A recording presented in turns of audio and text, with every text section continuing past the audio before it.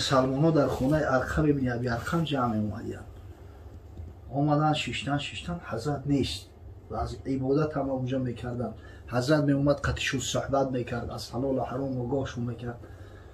همین وقت یک کسای بیرون داد زد گفت محمد صلی الله علیه و سلم کشتن.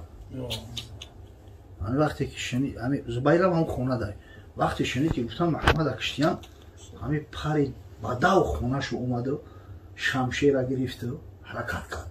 طرف همین دور و ندوه اومد استیک، همین جایی که مجلسگاه و جای نشست یا سر و سر کرده های قریش های، همین با شست اومده استیک بود که حضرت صلی الله علیه و سلم های خوبیلش بر اومده. گفت یا زبیر کجا سر و سیمه شمشیر بد است؟ گفت یا رسول الله اوزش شما را کشتن، من قصاص گیری رفتیستم. خود توقع گفت قسم به الله تو تا آخران قطره خون میزدم شو خورد و بزرگ شد.